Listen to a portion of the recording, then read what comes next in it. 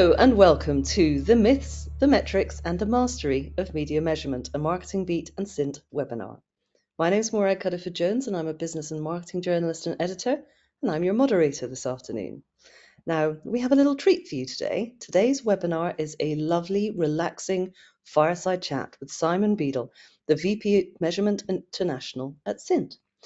This is going to be based on their latest impact report into media measurement. Now, why is it a treat, you say? Well, apart from all the glorious nuggets we're about to get from him about various media measurement myths and mastery, you can truly sit back and enjoy the conversation because there is not a single PowerPoint slide to look at. Nothing but pure, undiluted wisdom from Simon here. But there is plenty of opportunity for you to take an active role in today's discussion.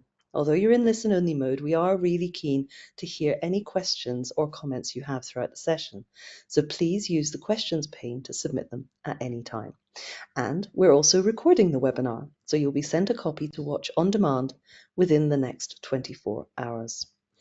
So let's kick this thing off. So first of all, we're going to look at how we've typically measured media in the past and how we've been possibly lurching along using tools and frameworks that aren't really fit for our digital age. So come on, Simon, the definition of media measurement and possibly brand lift, this new concept that I keep hearing about as Cint sees it, what is it? That's a great place to start. You mentioned my title there. I'm VP of Measurement. So sometimes people ask me, what does that mean? Yeah, exactly. So it can mean lots of different things to lots of different people. So, but we can look at pre and post testing of campaigns, what's happened before and after the campaign. It might be some testing during the campaign of A/B testing of creatives. You might be looking at the reach and frequency of that campaign, of how many people have been exposed to it or seen it. But we can also look at attention metrics as well. So if someone has seen it, did they actually engage with that, pay attention to that campaign specifically? The final one is the area that we specialize in, so brand lift. What's the impact that campaign has had as a result of someone being exposed to it? So we're looking at the incremental increase in, it could be the brand awareness, top of funnel metric there, but it could be all the way down to the purchase intent. But we also look at other metrics at other stages of the funnel as well. So it might simply be a consideration, or it might be that the message association with it. The way we do that is we're going to look at people that we know that have been exposed to that campaign. So it's not claimed behavior, but we've measured that. We know that they have seen that in one environment or another. It could be on a mobile device, could be a connected TV, could be a podcast, multiple different places where they could have seen that. Understand their opinions of that campaign, and that's blinded. So we're not trying to lead people into giving the right answers to any of the questions we ask. And then we'll also compare that with a control group. So we're trying to see what the difference is. The control group is people that we know that have not been exposed. So we might see within that group there's a brand awareness. Maybe it's quite low if it's a new brand. 20% people that have been exposed have a 40% brand awareness. Therefore, we know that the lift on that is those 20 percentage points. And that's what we're trying to deliver to our clients so they understand that the return or that the benefits of running that campaign. So that's where we get involved, independent third party. We're not trying to manipulate the results at all. We're not marking our own homework here. So we step in as an independent third party to help support our clients. I mean, you mentioned so many different metrics there, ending obviously with brand lift, which brand lift to me seems like it's a much more holistic view. You mentioned attention. We're so used to picking out parts of the customer journey. We know that somebody saw this banner ad on this website at this time because of a teeny tiny little pixel that got activated somewhere. I am by no means an expert. In fact, I'm possibly a useful idiot when it comes to this stuff. But how do we tie it all together? Because I mentioned at the start that not fit for our digital world. As consumers, we are everywhere all the time. We don't neatly go down a funnel anymore, although did we ever neatly go down a funnel? We just got jammed into it. How are we tying all of this stuff together with any degree of accuracy? It's certainly a challenge. I like to think as there's a lot of data out there. I like to think of it as complementary, and we try to draw correlations between the data. So does one thing lead to another? How does it influence certain groups of people? It may be different behavioral data that we have on those people, or demographics that we know about these people, and how can we look at these metrics as complementary rather than in a silo fashion to understand how it's having an influence. And like you say, there are so many touch points out there, so understanding how each of one of those has an impact is very, very important. And how much of this is heuristics? Obviously, I write a lot about marketing. I write a lot about marketing budgets. It's something that touches very deeply on the heart of many marketers, either having to spend it or having to justify it. And when we say to marketers, or more importantly, their CFOs, this measurement is based on a heuristic, a rule of thumb, or it's based on merging together some demographic information with a model with what some people actually did. Does anyone ever turn around and go, but yes, how do we know that Joe Blogs on 26 Acacia Avenue is genuinely going to buy our product? It's certainly a challenge. I mean, I do wish we could guarantee that from the outset. We're here to sort of step in and, like I said, be that independent party. I would love it if we could guarantee that every single campaign hits the mark for that specific demographic that we think is our target audience. And that's an important point to make, is that you may have thought Joe Bloggs, that let's assume he's a male by his name there, but is he necessarily in that target audience? Is his lifestyle, is it actually fitting in with what you thought before you went into field with that campaign? You might find that actually maybe he's already bought in, so there's no point in showing a campaign to him. So therefore, we need to tap into that untapped audience, and how do we find those people? So if people are already going to go out and buy a product, then there's no need to push them even further down that funnel, as you say. Then let's find the people who are our prospective clients or customers, and see how they might react to the campaign, and ensuring that the messaging is appropriate for them as well, and being flexible to that. And it's certainly true that it's not something that's been cracked yet. I have been shown the same ad for the same gingerbread jumper that I bought 2 weeks ago from TikTok, and I'm still getting lots and lots of ads for it. But obviously, when we've been hunting for that reassurance, that comfort blanket of a good solid number to present to the CFO, we've tended towards last click, something that we can definitely go, oh look, they put that in a basket and gave us our credit card details. We know they did something. We can tie that to revenue. To then moving intellectually as marketers to, this is enough. This is enough to give us enough understanding of our customers that we can then build a campaign of it and know that it will do the right thing. We don't really need to know exactly what every single customer or potential customer will do. We just need to know what enough of them will do, don't we? Yes, I think that's fair to say. And ideally, everyone that did see the ad would go in and put it in their basket, as you say. Sometimes we have to think about the softer metrics behind things, and it depends what you're trying to drive for that campaign. It may not be we're necessarily driving into purchasing a product. It could be how they view that brand. We're seeing lots of brands these days to become more eco-conscious. So we want to shift people's perception, and therefore that's what the purpose of that campaign is. So being open to that. Also, people might not be in market for that product at that point in time. If it's a very high value purchase, a car, or maybe a very expensive holiday, that's not just on a whim, add it to the basket and check out. So that may well be something you've seen. That's something I will consider in 6 months' time when I'm in market for that. So considering the impact that campaign is having, but across the board rather than that checkout basket experience that you mentioned earlier. Oh, it's absolutely true, and it's specifically true as well in the B2B market. Let's not forget our business to business cousins here as well. You mentioned not being in market for a holiday for perhaps 6 months of the year. Our B2B clients might not be in market for something for 5 years to refresh a piece of software or buy into a new service. Finding ways of keeping them engaged, finding out what they're doing, what they're thinking, without necessarily actively trying to drive them down that potentially redundant funnel.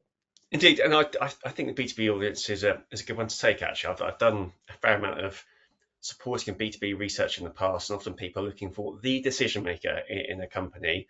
And sometimes it's not necessarily the decision maker that's actually going to go through that research process of understanding which packet, let's say it's an IT piece of software, he may not be the person that's signing off on it, but he's signing off on it, but not the person that's actually going to be using it. So I'm myself an IT influencer. I may find a package that I think is going to be great for me and my team to use.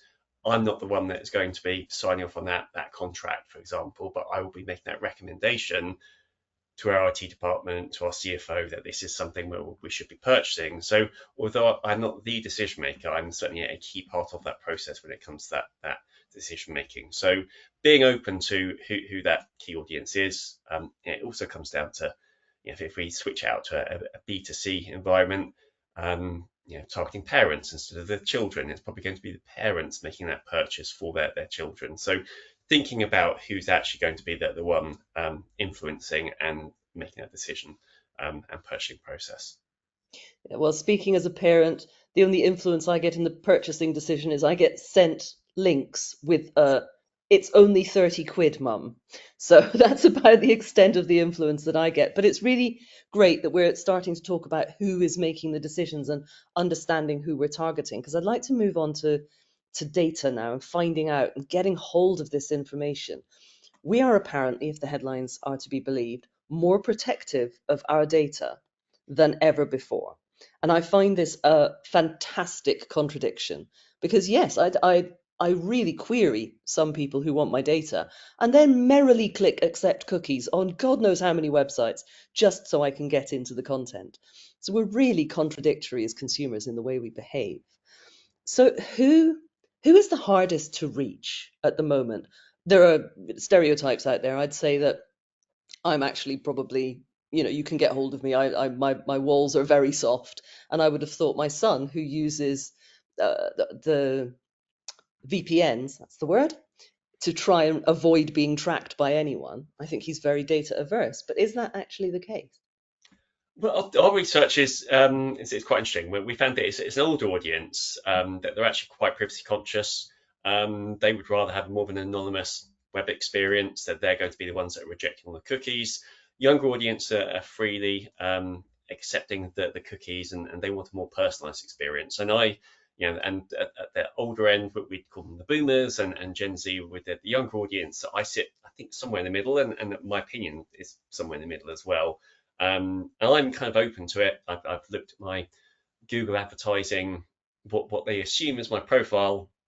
It's scarily accurate. That they know what I'm interested in, and yeah, that they know that I'm a keen runner. I like to look at running watches and running shoes, and that's fairly true. So do I want to have those products and activities advertised to me, or would I just rather have that anonymous sort of vanilla experience? So, and yeah, but we do find that's the way round it goes with the younger to more older audience, that older people do want it to be anonymized, whereas younger people do want to. I think they're probably just used to the algorithms, that these days of, that sort of suck you in, and get you scrolling through various social media platforms. So people do prefer it; that they're open to it, and I do think somewhere in the middle is probably that post and pre GDPR world. I think I've been, it's not always been part of my life having to make that decision of decline the cookies or accept the cookies. Whereas I think for a younger audience, that's just how it's always been. So that they're just willing to go with it. So it is tricky. So how do you reach those older audiences? And there are ways of doing that where we can model data, for example.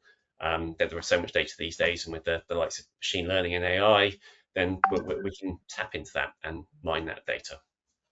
It is worrying sometimes the mirror that Instagram's For You feed holds up to my life, which is really quite concerning. But I also wonder, when it comes to things like cookies, if the whole idea of do you want to manage your cookies has been sold really badly. Because specifically boomers, as you mentioned, who don't necessarily understand the world of digital as deeply as younger people do, have the impression that saying no to cookies is going to mean, oh, no advertising. No, it just means exactly the same amount of advertising, just most of it's absolute nonsense. So trying to really target people effectively is half the battle. And so if we have these places, they're not even just cookie related. There are places where consumers go dark for a variety of reasons. They're asking Apple not to track, but then consumers are interacting within the walled gardens. And those walled gardens are not sharing their information beyond the basics, unless you pay to advertise with them, of course. So, how do we fill in these voids in information to make sure that we aren't, really annoying consumers by sending them nonsense or trying to sell them the same gingerbread jumper that they've bought 2 weeks ago? It is a challenge. I do think modeling data gets us some of the way there. Where we can tap into that, and it gives us a fairly good reflection of who a prospective audience could be.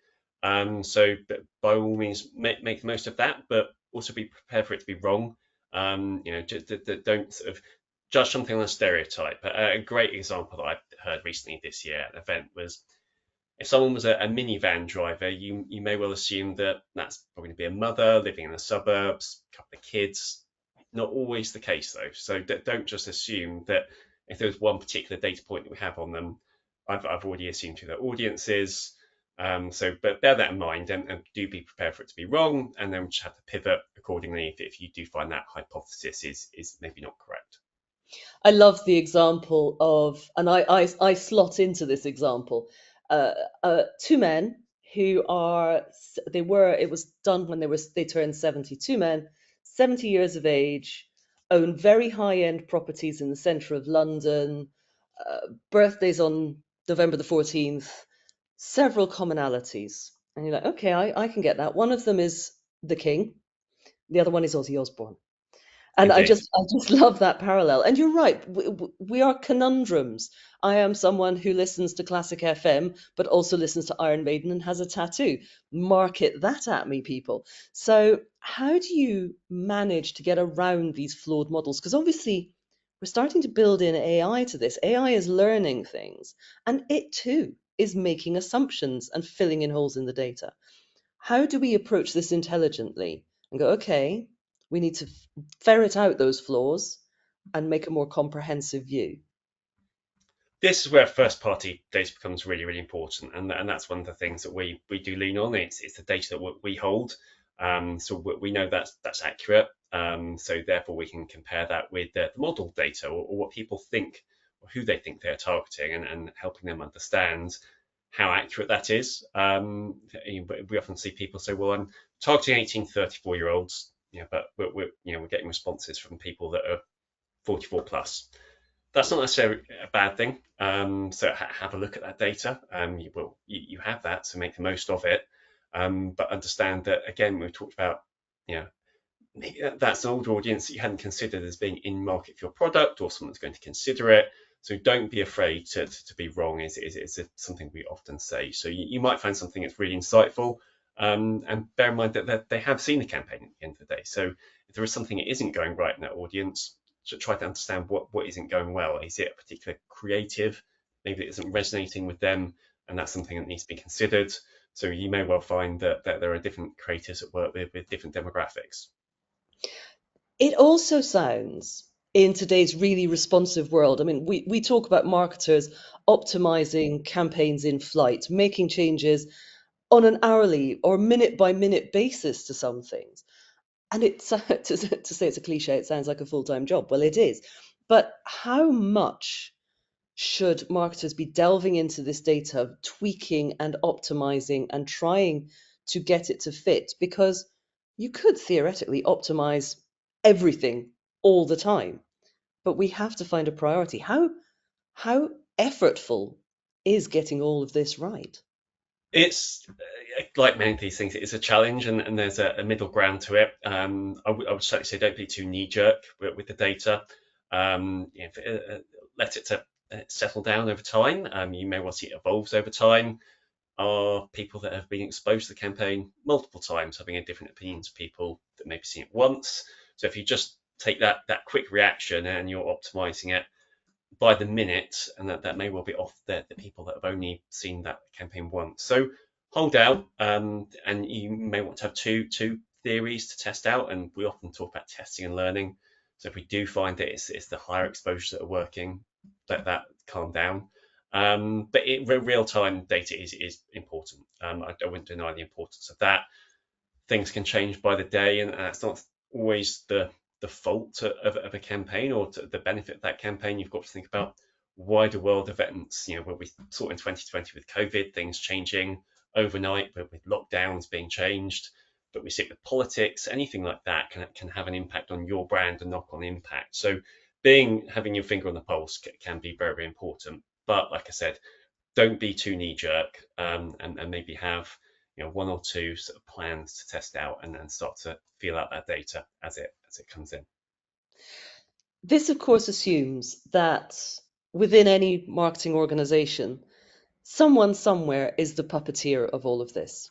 There is someone ultimately in charge, completely in control of the whole thing, has visibility over everything. And we know that isn't the case. You mentioned silos a go-go. One department thinks it's talking to another department, but the other department doesn't speak the same language. So things are going awry. How do we then start to manage ourselves internally to make sure that we can actually make the most of these holistic models, make the most of building these great consumer buckets that we can target effectively across the myriad channels that we have to deal with?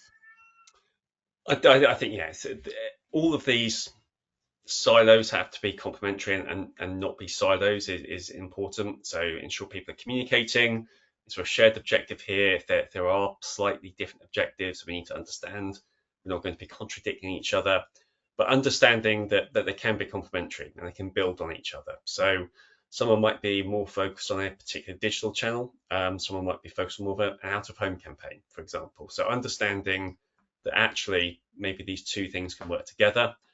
Something where we sometimes talk about is, 1 + 1 can equal 3. If someone's seen something on their mobile phone and the TV, is that better than seeing it on the TV twice or on the mobile device twice? Actually, having those different touch points in different environments can build over time, and therefore it's very important to understand how they can be complementary rather than simply working on their own. So don't be afraid to work with each other is what I would say, and be clear on the objectives. I mean, culturally, it can prove very difficult because one of the reasons we have silos is that people are protective of the investment of time and money and energy that they have put into developing their campaigns in their areas, that they have put into creating ways of measuring their effectiveness. And asking them to then change the way they work can sometimes seem tantamount to telling them actually what you've been doing up till now is wrong. That's a difficult thing to deal with, isn't it? How do we get over It, that? it is tricky, and like I said, but we're independent, so it's not like we're trying to manipulate something here for our interests. So just understanding we're here to help, and it can be tough being wrong. Thought I knew my target audience. I thought this creator was the right one, but be open to change. I think it's very, very important. You might learn something new. Maybe it has worked well in certain areas, but in others it hasn't. So there's room for improvement. And something that we mentioned in the report is the amount of money that is wasted. So we always want to get more from less. The number we quoted was $1 trillion is what we're getting up to in terms of advertising spend that we're about to hit. So how can we do more with that? So some will be not hitting the mark. So understanding that and facing into it and taking action to it, rather than just being sort of blind to it and thinking, well, if I just ignore it, maybe it will go away. So understanding that and getting underneath that, and maybe understanding the reasons why. You can make a hypothesis of why it's maybe not working, but the best way to find out is research at the end of the day. And I suspect this is a trend or a behavior that's happened more in recent years as we have acquired more services, more technologies, more solutions to deal with the more platforms and channels that we are working across.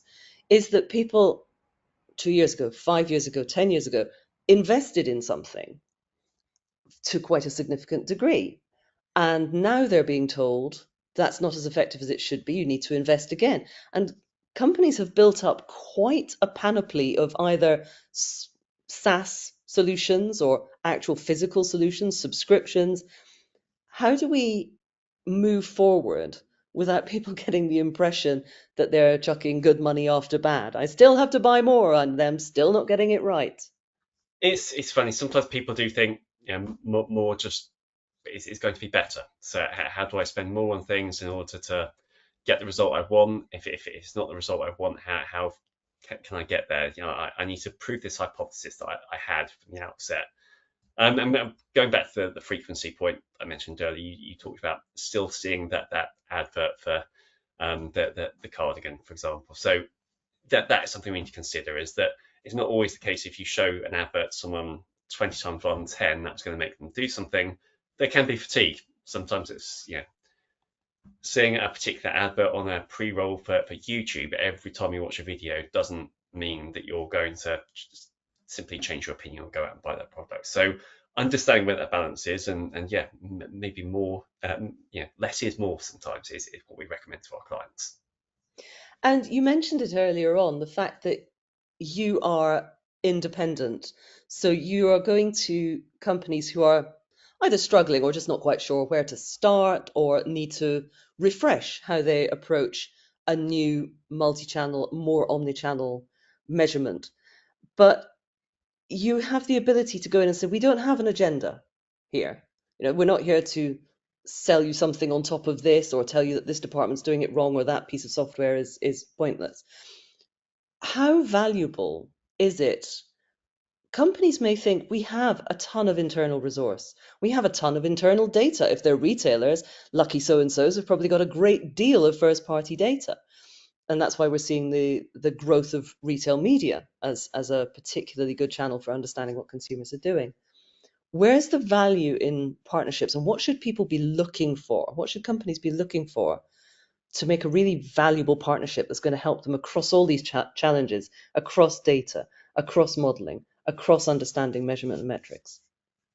I think it comes back to not being afraid of the unknown. A lot of those data sources you mentioned will primarily be around their customers. So they may well know their customers really well.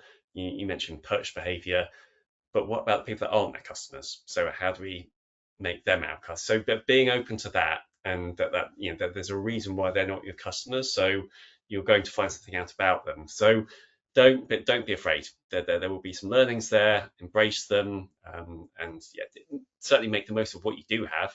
That's not something we just need to totally get rid of, but be understanding that there is something out there that could be new and exciting. So embrace it rather than be afraid of it. Yeah, we're not advocating everyone go along and chuck the baby out with the proverbial bathwater. This is an exercise in refinement, not removal.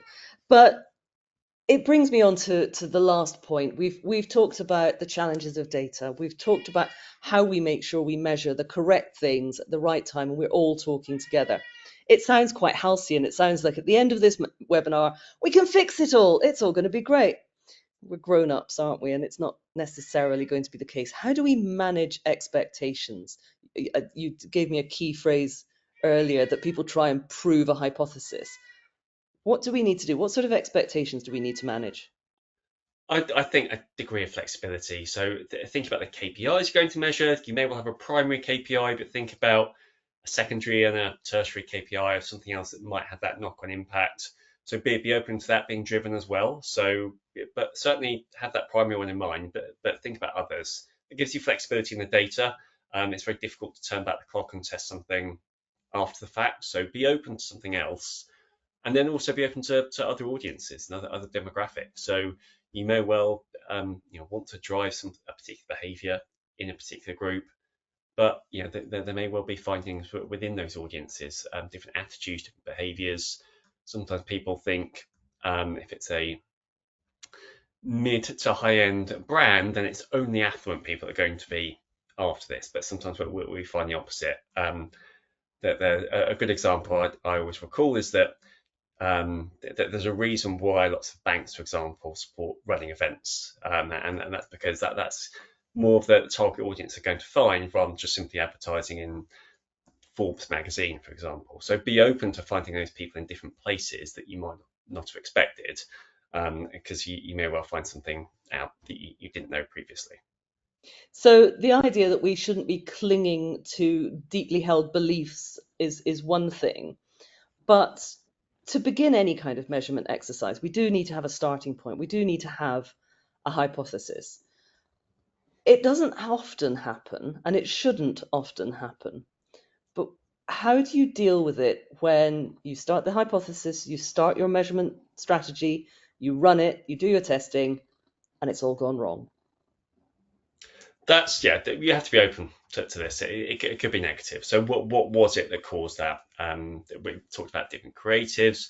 Maybe that frequency was too high on the campaign. Was that something that drove it? So understanding that there's probably something that went right. Maybe not everything. So don't just think, well, I'm looking at the top line data. It's not gone as planned. Therefore, that the whole thing it's a failure.